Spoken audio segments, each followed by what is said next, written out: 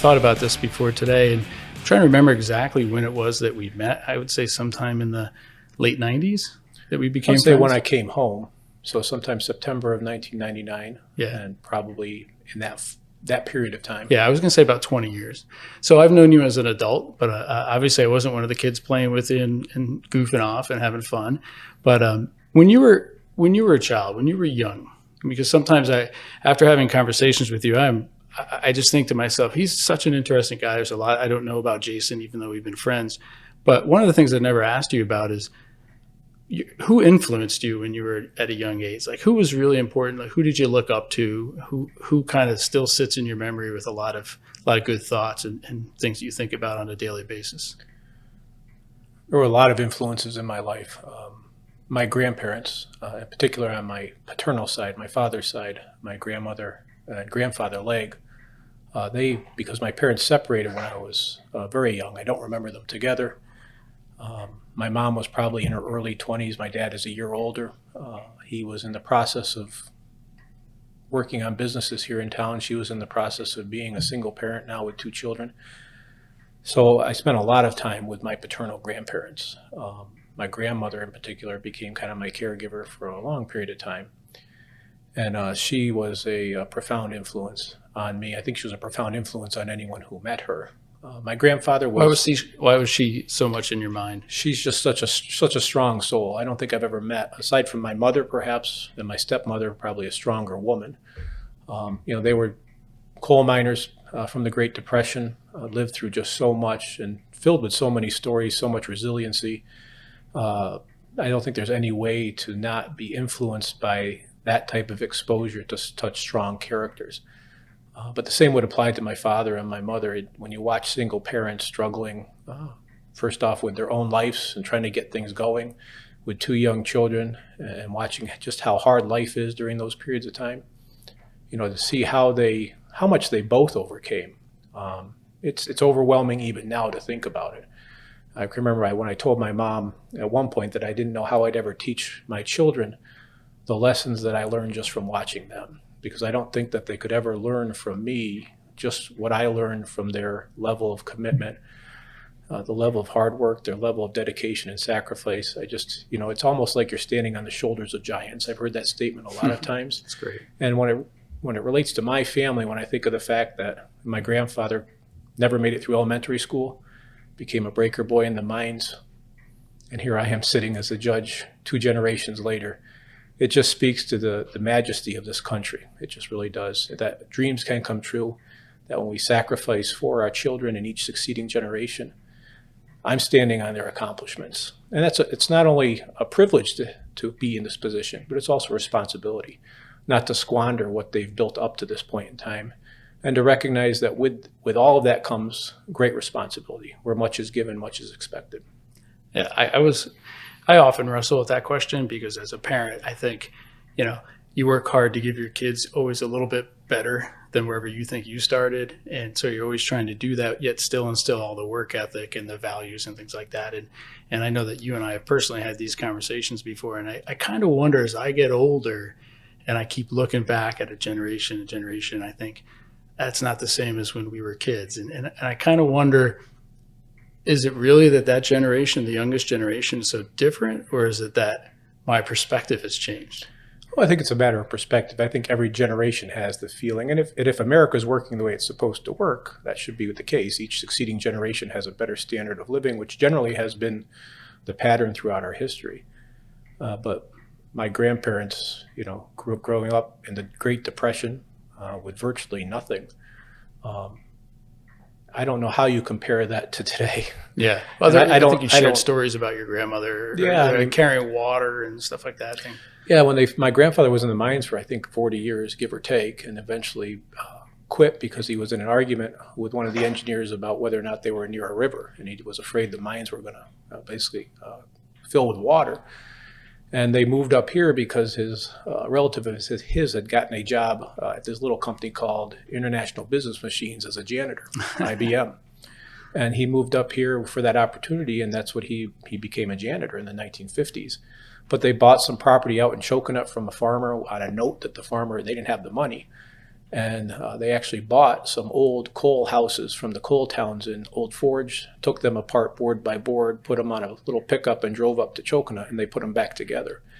And I can remember sitting there at one point with my grandmother having a conversation with her about just looking at the house. And it was a small house. It was nothing extraordinary by any means, except when you recognize that it was built by two people who had no high school diploma between them.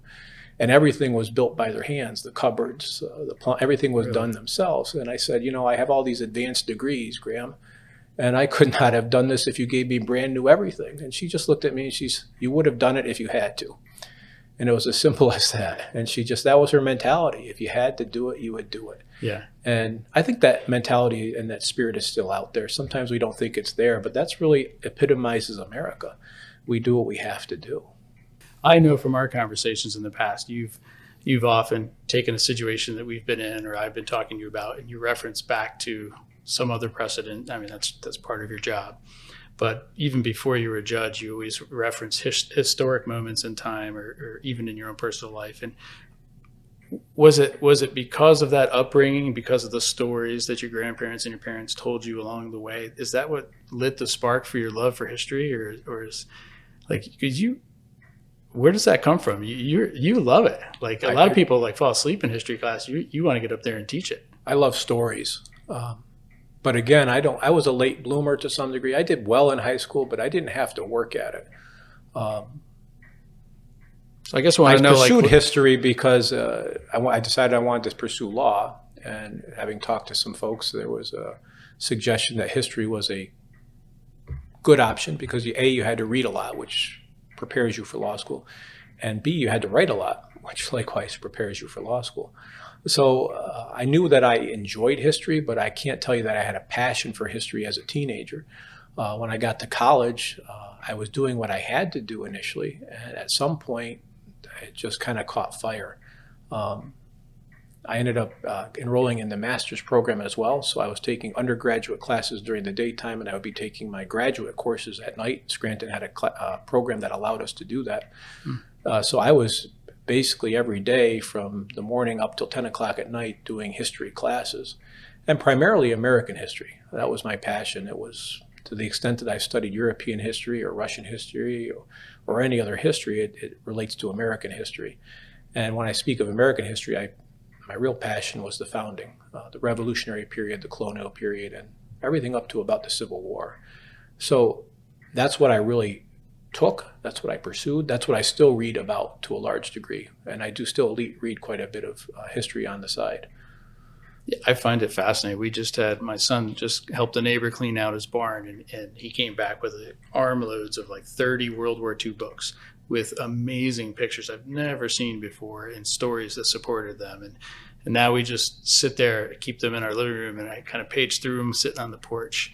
And that makes me, I thought it was ironic because that just happened this week, and I knew I was talking with you, and I thought Jason would love these books because it's just filled with those stories. Stories teach us something. And it reminds us, as I said earlier, that we stand on the shoulders of giants.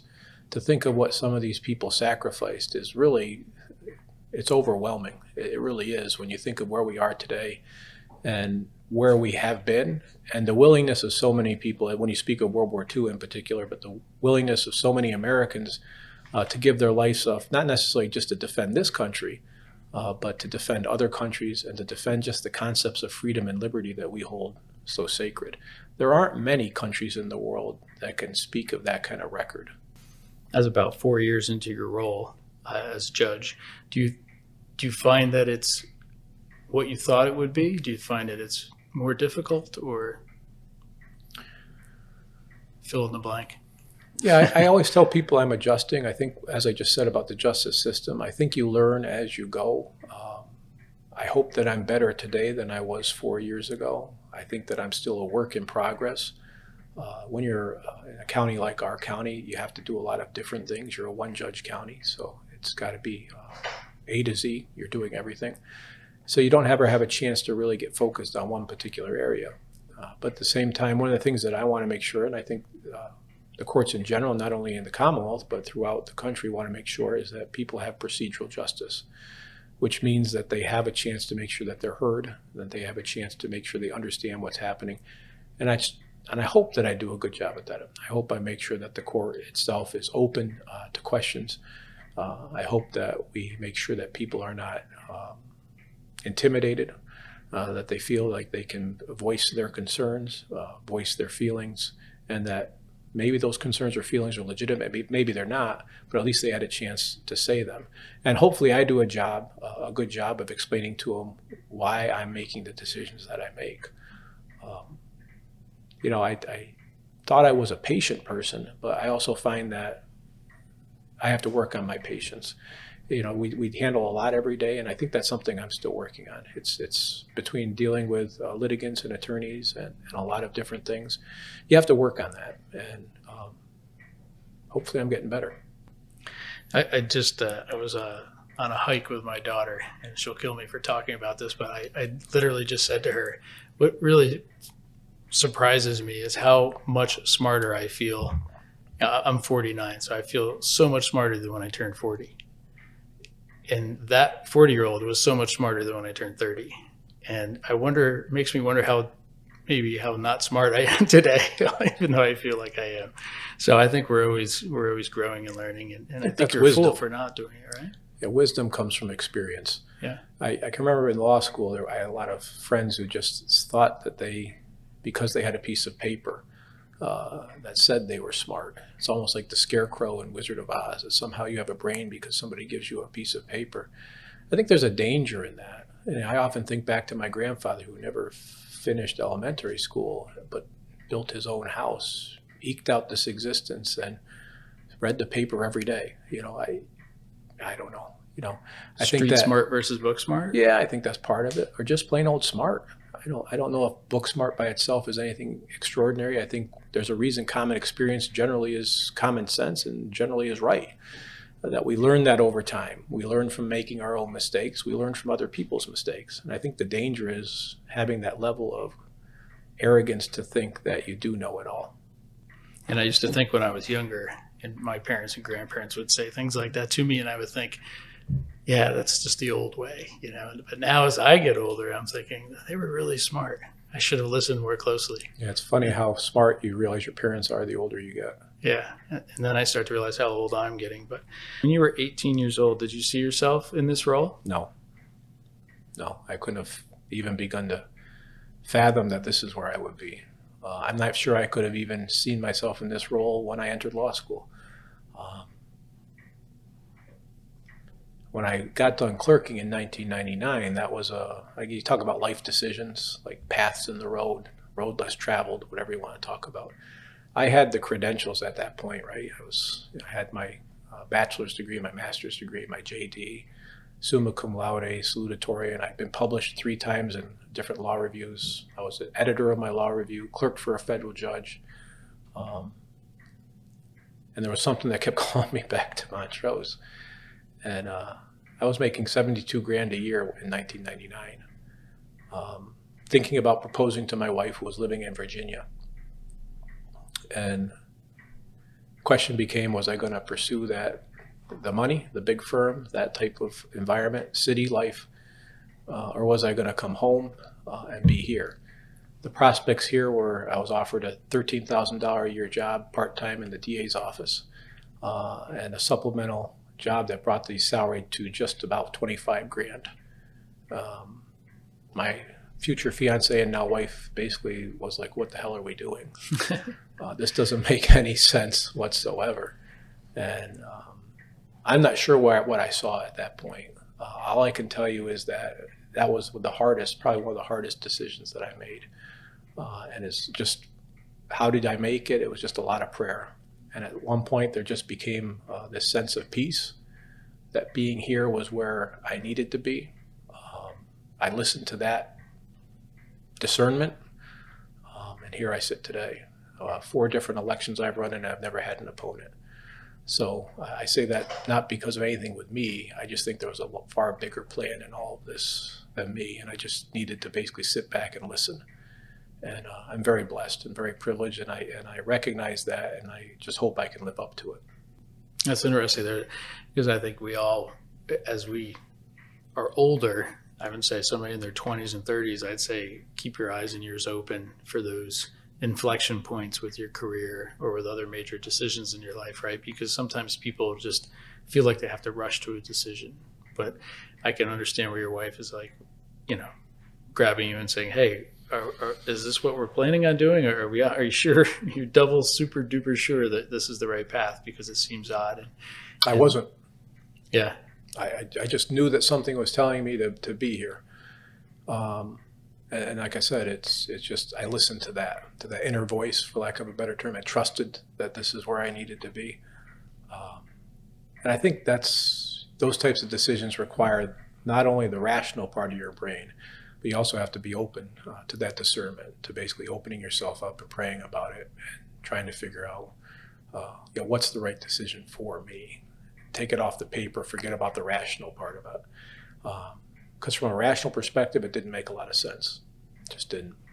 I don't know if I've ever told you this before, but, working out of, well, for a brief time, we worked out of the same building doing totally different careers. But, you and I built a good friendship, and a lot of folks in town in our area knew that we were good friends. And I had a couple of people tell me at various times that I'm building a strong reputation because of my friendship, and because Jason thinks you're a good guy, and a lot of people think highly of Jason and of Jason's family. And so I think it all starts back. You go back to your grandparents and what they did starting from scratch, and then what your parents did, and your entire family, right? It's a blessing to have some strength there. But I sound like you here. Well, no, I would say that, Dad always told me to choose your friends wisely. And so I do. I would say, I'm not saying that I have many friends. You're one of the few that are out there. I don't really run anymore in circles where I see friends. This job tends to isolate you. So even the friends that I had now, I generally, I don't run in those social circles anymore. It's just the nature of this job. But I certainly treasure the friendship that we have, and it's certainly been something that's been beneficial in my life. It's been a positive influence. So I'm glad that it has worked both ways. Are we having a moment? No. You always got to go to the straight face there. Couple of real quick questions. So let's say you were 18 all over again, and forget about your family. Let's assume that stays static and stays in place. But career-wise, would you have chosen a different path if you could? Having walked this one already, would you choose something different, or would you love it that much that you'd repeat it? This is where I'm meant to be. I mean, this is. I don't think there's any other way to say it than this is the right fit, if that makes sense. I think that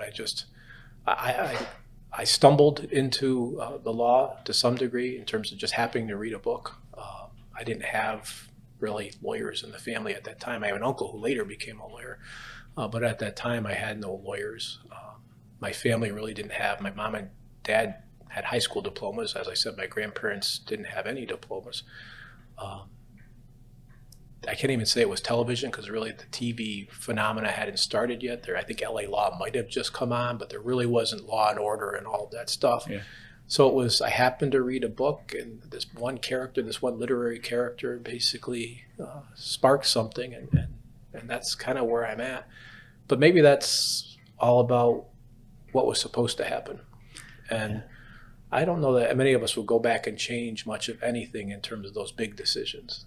There are certain things that I've done where I've hurt people, and I wish I could go back and change those decisions. And they probably seem inconsequential to some people if I were to tell you some of those things. And I wish I could go back, and because I don't, you look back, and I think that's one of the regrets you have, is just people you've hurt. I don't think any of us really want to hurt anyone. But a big decision like this, I'm very, like I said, I feel privileged and blessed to be here. And it would almost feel almost like sacrilegious to say I should have done something else. My heart's in this. Yeah, and all the while being guided by a force, numerous paths, numerous forks in the road, and and I can say that some of those I took blindly, without that level of prayer that I probably should have devoted to it. Law school was an easy decision just because that's where I got a scholarship. So I went to Albany just because it didn't cost me anything, and that created the ability. You talk about why are you here? Well, I spent $2,000 on law school tuition total for 3 years. Wow. And that freed up my ability when the time came to go from making 72 grand a year down to 25 grand a year, because I didn't have that debt, which means to some degree somebody was out there kind of pointing me even when I didn't know I was being pointed. I think for all of us, and especially, you've heard me talk about my dad and his commitment to the community and things like that. The fact that you can come back to where you grew up and give back and to continue on with what your parents did or your grandparents did. When we talk about paying back, to me, that's perhaps one of the most memorable things you can do. I feel very fortunate to be here, and I feel very blessed to be where I'm at, and I wouldn't go back and change any of it. I know there's been years in the past where I've had conversations with you and those in my office, and I used to want to try to recruit you to somehow work in our office. I'd say he's one of the most intelligent people I know, and he's probably the most ethical, honest guy that I've ever met. It's a perfect combination for finance, and I used to I get frustrated that you wouldn't really entertain that idea, and now knowing where you are today, knowing you as a friend, and then listening to you right now, you're in the right spot. You have to know, and that's part of getting to know yourself. You just gotta know what you're good at, and I think lots of people never really work at that, and some people just try to do stuff that they're not good at. And I always hear people talk about chasing your dream or doing your passion, and I heard Mr. Bill Work talk about that a little bit. That be passionate about what you're doing. I think that's true. You need to be passionate about what you're doing, but at the same time, you also have to have the ability to recognize when you're not good at something and find a new passion.